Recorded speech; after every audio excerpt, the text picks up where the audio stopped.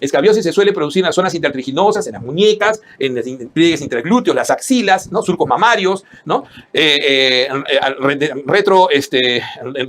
de las rodillas, en las zonas fosas, pero en niños pequeños, sobre todo en lactantes, puede darse en palmas y plantas e incluso en la cabeza. ¿Okay? Siempre tener en cuenta eso. Existen variantes como es la sarna nodular, que es más eritematosa, generalmente en las axilas y es por un efecto intenso de hipersensibilidad, o la infestación, ¿no? La infestación, que es una sarna o una acarosis infestada completa con placas, ¿no? Con placas de piel queratóxicas intensas, que es la sarna noruega, que se suele ver en inmunosuprimidos y en personas abandonadas. El tratamiento por elección es la permetrina. La permetrina puede funcionar en todos los casos al 5%, se repite a la semana, y si no hay respuesta, se puede intentar tratamiento sistémico con ivermectina. De hecho, que el tratamiento de la sarna noruega es con ivermectina. Tenemos la pediculosis, el otro ectopara es la pediculosis, que generalmente, y lo más frecuente es en niños a nivel la pediculosis capitis o del pelo, ¿no es cierto? Con los lientes característicos, los parásitos que se mueven en el cabello, ¿no? O también puede darse a nivel, ¿no? De la ingle, ¿no? Por el tirius pubis o la pediculosis púbica. También puede ser axilar. El tratamiento va generalmente, ¿no? Con piretroides, también con champú de permetrina y puede ir con champú de malatium. En segundo lugar, la ivermectina, pese a que esto es lo que más usan nuestros pediatras. Tengan eso en cuenta en las preguntas. Veamos ahora las inflamaciones de piel por contacto, o sea, las dermatitis o los eczemas de contacto, ¿no? Que realmente pueden ser alérgicas y también las reactivas, que ya son reacciones diferentes. Las de contacto típicamente pueden ser hasta de 4 tipos, pero son 2 tipos lo que tienen que tener siempre en cuenta. La dermatitis de contacto alérgica, que se produce básicamente por una reacción de hipersensibilidad tipo 1, y donde vas a tener, pues obviamente, de granulación, de mastocitos, proceso, ¿no? El proceso no es tardío, casi inmediato, 1 a 2 horas, pero es en horas generalmente, que se va a dar. Primero, por el reconocimiento, el contacto y pueden ser diferentes sustancias. Los alérgenos típicos en la dermatitis de contacto pueden ser el níquel en la joyería, el cobalto en la industria, en el cemento, el cromo, también el cemento, el curtido, el látex, las plantas, los alimentos, todos estos como de dermatitis alérgica. La alérgica, que es hipersensibilidad. Y obviamente esto guarda memoria y va a producirse cada vez peor. Obviamente que el tratamiento pasa por el retiro y el corticoide tópico. Mientras que la dermatitis irritativa es inmediata. Esta es inmediata, a diferencia de la otra que suele producirse generalmente a la hora o las horas. Hasta los días. Esta es inmediata, porque es la irritación directa. Es la irritación directa de diferentes sustancias. Acá tienes, por ejemplo, el limón, puede ser la hiedra, puede ser sustancias nocivas, que siempre van a ser nocivas para todas las personas, a referencia de la alérgica, que es específica para cada persona, y cuyo diagnóstico se hace con la prueba del parche, para ver a qué eres alérgico. Acá no. Acá definitivamente es claro porque la sustancia es irritativa. Igual, retiro y corticoide. Tienes las de reactivas, que tienen que ver con reacciones de hipersensibilidad, ¿no? Y sobre todo tienes, pues, aquellas que son por hipersensibilidad tipo 1, clásico, la urticaria, donde puedes tener la triple respuesta de Lewis clásica, puedes tener dermografismo y el tratamiento básicamente es antihistamínico, ¿no? Sea con clorfenimanina, como antihistamínico de primera generación, o de segunda generación, cetiricina y también loratadina, ¿ok? Es lo característico, los antihistamínicos. Estos son reacciones de hipersensibilidad inicial, tipo 1, que siguen sucediendo, pueden evolucionar, pueden incluso comprometerse y tener lesión urticariforme y sumarse, ¿no? El hinchazón de mucosas de la boca, la lengua y la laringe y producir el angioedema. El angioedema puede ser por hipersensibilidad, mediado por IgE, directamente, va a tener lesión dérmica característica, va a tener urticaria asociada y son pacientes que van a responder. Cuando no tienen compromiso de vía aérea, todavía es antihistamínico. Y cuando hay compromiso de vía aérea, o sea, ahí sí epinefrina. Al igual que sucedería si esto llega a la hipotensión y a la anafilaxia.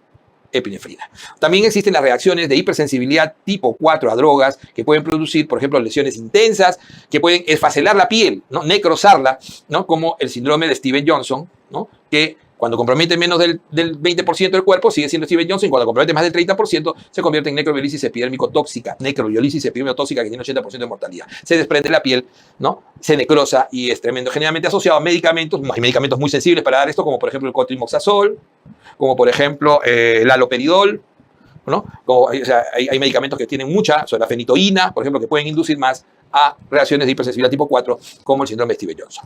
Estas son las reactivas. Existen las reactivas, una fotodermatitis, que generalmente tiene de sustancia que sensibiliza la piel y que cuando es expuesta la piel a la radiación ultravioleta, pues se produce la lesión donde fue expuesta a esta sustancia fotosensible. Por ejemplo, pueden ser lociones, ¿no? Y se llama de Berloquet la clásica, por ejemplo. Veamos ahora ya no la parte inflamatoria, sino las lesiones dermatóxicas, las dermatosis. Y ahí vamos a ver, por ejemplo, ¿no? Típicamente la psoriasis, como la más frecuente y crónica de las enfermedades del adulto. La psoriasis tiene varios tipos, es una lesión, ¿no? Hiperqueratóxica que forma una placa con típica, ¿no? descamación blanquecina, ¿no? Es una placa eritematosa con una descamación blanquecina con tendencia a ser plateada y que el diagnóstico es clínico, donde uno puede utilizar la cucharita de Brock y producir básicamente lo que se llama el sangrado, ¿no? O el típico sangrado de... Ahorita lo vamos a recordar. Pero el diagnóstico es netamente clínico en la psoriasis. En la psoriasis más frecuente, siempre lo más frecuente en medicina, recuérdenlo, es vulgar, en dermatología. Entonces, la psoriasis más frecuente, que es la psoriasis en placas, es también llamada psoriasis vulgar. Está hablando el sangrado de Auschwitz. ¿Ok? La roceola sangrante de Auschwitz. Entonces, las placas, el vulgar, este es el más frecuente de todos, que suele darse en zonas, ¿no? expuestas, generalmente a las rodillas, los codos, las nalgas, con lesiones como ven acá en placas.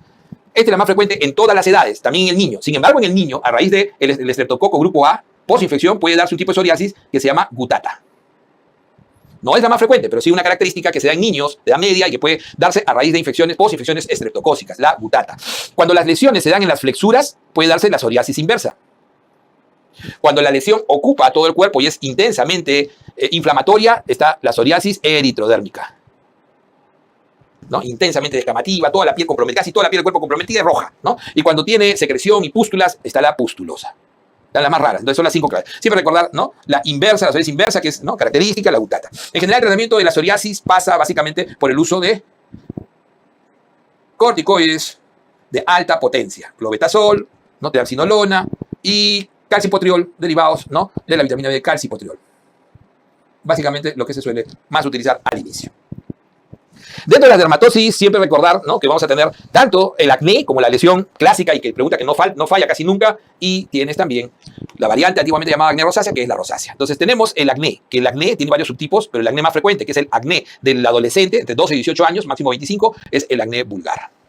La lesión fundamental, obviamente, la fisiopatología va a la unidad pilosebácea, esa es la unidad pilosebácea, es la que está comprometida, la unidad pilosebácea, que va a generar el comedón, ¿no? Que cuando está blanco es cerrado, cuando está negro es abierto, y las lesiones comedónicas, generalmente las lesiones donde predomina el comedón, son leves. Leves, que pueden ser comedónicos puros, y cuando es comedónico puro se le da solamente retinoide, ¿no? tópico, retinoide, pero tópico, ¿no es cierto? El adapaleno. Cuando es puro comedónico, no hay nada más que comedónico. Esta lesión comedón que se produce acá se puede comenzar a inflamar, y cuando se inflama puede producir una pápula y después una pústula, ¿no es cierto? Esta generalmente acá se activa una bacteria, que es el Cutibacterium acnes. No es la causa de la enfermedad, sino que se activa. Es un anaeróbico que vive ahí y que se va a activar, el Cutibacterium acnes. Entonces, esta es otra etapa. Pero ojo que el leve puede tener a veces algunas papulitas. No lo hace todavía. Predomina el comedón, no lo hace todavía moderado. Y cuando predomina el comedón, pero tienes algunas pápulas, le agregas al retinoide, le puedes agregar peróxido benzoílico con clindamicina, todo en tópico. En el caso moderado, ya es diferente. El moderado, ya el tratamiento es sistémico. Antibiótico oral, doxiciclina de elección. Mino una alternativa, y cuando eres alérgico a las tetras, quizás macrolio como acito. Entonces, en el moderado, pápulo pustuloso. Ahí ya predomina, este es el moderado. Predomina la pápula pústula. Entonces, ese paciente requiere tratamiento de doxiciclina 100 miligramos por 3 meses como mínimo. Y el severo es cuando en ese pápulo pustuloso comienza a predominar, ¿qué? Nódulos. No que haya uno o dos nódulos, sino predominan los nódulos. Cuando predominan los nódulos, los quistes, entonces es peligroso, pero sobre todo nódulos quistes, ya se usa la isotretinoína oral, que es un tratamiento con mucho riesgo de efectos adversos, se detiene el crecimiento, hipertrigliceridemia, 92% con queilosis, caída del cabello, queinitis aguda, la piel seca, cerosis intensa en el 90% de los pacientes. Pero a veces no es necesario si es nodular. Lo que predomina es nódulos. Y cuando a ese severo, acné severo, comienza a aparecer además de nódulos y quistes abscesos con globata. Igual vas a darle tratamiento con isotretinoína. Ese es el acné clásico. El acné, cuando el paciente con acné severo o con globata genera fiebre, BCG elevada, leucocitosis, ¿no es cierto? Entonces se denomina acné fulminans. Hay compromiso sistémico y puede haber mortalidad. La mayor parte de los fulminans son pacientes que han recibido isotretinoína en el 50% de los casos. Diferente es la lesión, que puede ser parecida, porque a veces aparecen pequeñas papulitas acá en el rostro en mujeres, sobre todo edad media, 35 a 50 años, y que se exacerban. Generalmente la piel se vuelve gruesa, descamativa, ¿no? Una lesión llamada cuperosis, ¿no? Y esa es la rosácea. La rosácea, que puede comprometer a veces la nariz y producir la rinofima, no tiene comedón, pero tiene pápulas, puede tener incluso pústulas, y el tratamiento es el metronidazol tópico. Muy bien. Veamos ahora las lesiones clásicas, ¿no? de dermatosis por producción de bulas, ¿no? Las enfermedades bulosas, los pénfigos. Entonces, siempre recordar el pénfigo vulgar, el clásico pénfigo vulgar, ¿no? Que siempre recuerden, ¿no? Es una lesión, son lesiones, ¿no? Que generalmente empiezan en mucosas, sobre todo en boca. Tienen Nikolsky positivo, dolorosas. Acuérdense que a Nico no le duele pero no le pica. A Nico le duele pero no le pica. A Nico le duele pero no le pica. ¿Ok? Entonces, el pérfido vulgar, que es el 60-70% de los pacientes que van entre 40 a 60 años, ¿no? Tienen lesiones en mucosa, puede ser dolorosas, no dolores en piel, y Nikolsky positivo. Nico le duele, pero prurito negativo.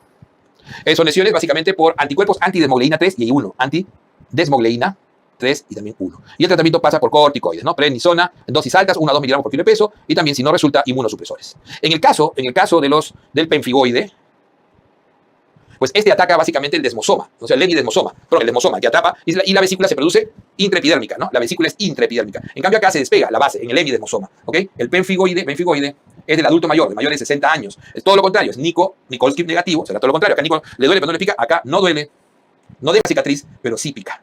Sí hay prurito. Es el caldente pemfigoide. Generalmente son complejos inmunes depositados en la base, en la base térmico-subepidérmica, ahí típicamente de IgG y C3. Igual el tratamiento suele ser con corticoides sistémicos, prednisona, aunque a veces también se le da corticoide tópico. Tumores cutáneos. Los tumores cutáneos, siempre recordar que hay lesiones benignas y precancerosas, ¿no? Entonces, la dermatitis seborreica puede dar, ¿no? Lo que es, ¿no? Una lesión oscura, descamativa, ¿no? Que es característica en zonas de exposición solar, ¿no es cierto? Entonces, son lesiones benignas. En los obesos, especialmente en algunos pacientes, hay lo que se llama los papilomas benignos o acrocordones. Pero también tenemos lo que son las verrugas, ¿no? Las verrugas por papiloma virus. Por papiloma virus humano. Ok. Podemos tener, ¿no? Lesiones, ¿no? La dermatitis queratósica, que son lesiones premalignas, y la enfermedad de Bowen, en zonas expuestas, que la enfermedad de Bowen en realidad es un carcinoma escamoso in situ, que suele presentarse generalmente en los labios, en las zonas de mucha exposición, en gente que no necesariamente es adulta mayor, puede ser jóvenes, especialmente que hacen mucho deporte al aire libre, especialmente tablistas, veleros, gente que hace vela, etc. Tener en cuenta que ya en las lesiones malignas, las primeras y clásicas, tendrán que diferenciar el vaso celular de lo que ya es el carcinoma escamoso de piel, en nuestro medio más conocido como carcinoma espinocelular. ¿Y por qué? Esto es interesante, porque ambos cánceres vienen de la misma célula, del queratinocito. Pero este queratinocito acá va a estar en el estrato basal. Es el primigenio, el estrato basal que hace la lesión. Mientras que el de acá va a ser el queratinocito más diferenciado que está en la capa espinosa. Por eso es que este de acá es casi 100% de buen pronóstico, 99% de buen pronóstico. No hace metástasis, el carcinoma vasocelular, generalmente es una ulceración o un pequeño nódulo, ¿no? que se presenta alrededor de la nariz, en la frente, en las palmas de las manos. ¿No? La lesión más frecuente es el cáncer, porque es un cáncer más frecuente del ser humano al final, ¿no? Porque a pesar de que no da metástasis, este no da metástasis, muy raramente se extiende. El vasocelular generalmente se cura con la cirugía, ¿no? Ablativa de Mohs. Mientras que el espino celular sí puede invadir, ¿no? Hasta un 97% suele estar bien localizado, hasta un 3% puede comprometer linfáticos a veces y las mucosas. Sobre todo puede comprometer mucosas y puede tener cierta extensión. Igual el tratamiento va a ser quirúrgico de cirugía Mohs. Y por último tenemos entonces el melanoma. El melanoma, siempre recordar, es el cáncer más maligno de piel. En realidad, su relación con radiación solar es baja porque la gran mayoría de los melanomas, o sea, prácticamente el 60% son de extensión superficial. Es el melanoma llamado de extensión, ¿no? De extensión superficial. Es el melanoma de extensión superficial que no tiene relación con la fotoexposición, ¿no? De ahí tienes uno que es bastante invasivo, que es el nodular. Es el nodular, que te hace un 20%. Y ahí tienes el léntigo, llamado así, ¿no? El léntigo maligno, que este es el que tiene relación con el sol. El léntigo maligno que se ve más en la tercera edad, en adultos mayores, en nuestro medio, 10 a 20%. Y este incluso se ha descrito en algunas zonas del Perú y en algunas series de alta incidencia, que es el léntigo acral, que también es bastante maligno y lógicamente no tiene ninguna relación con el sol. Entonces la única que tienes, y que no es entre 10 hasta el 20% máximo, es el léntigo maligno, ¿no? Incluso menos del 10% en algunas series, ¿ah? Y el de lejos, el más frecuente, es la extensión superficial. Recordar que realmente el melanoma parece así, ¿no?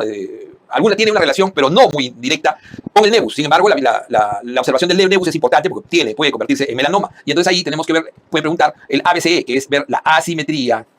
O sea, si tiene tras una raya al medio, si son simétricos o asimétricos, bordes, si son bordes irregulares, ¿no? El color, si tiene, ¿no? Variación dentro de la misma lesión de nevus, si tiene más de 2 colores o había variado de colores. El diámetro, si es menor de 6 milímetros, no hay problema, pero si crece o mayor de 6 milímetros, empiezan los problemas. Y la evolución, o sea, cómo ha ido cambiando en el tiempo. Y el paciente y la familia puede ver eso. Generalmente, en el caso de los melanomas, el manejo fundamentalmente pasa por la escisión quirúrgica. Y el pronóstico va en base a la profundidad de la lesión, lo que se llama el índice de Breslow. Cuando es menor de 1 milímetro es buen pronóstico y cuando es mayor de 1 milímetro ya se convierte en mal pronóstico. Digamos que el corte ahí, hay algunos estudios que le dan menos, le dan más. Entonces la decisión quirúrgica dependerá mucho de la profundidad del Breslow. Y el tratamiento quimioterápico y sobre todo el tratamiento, ¿no? Con terapia inmune.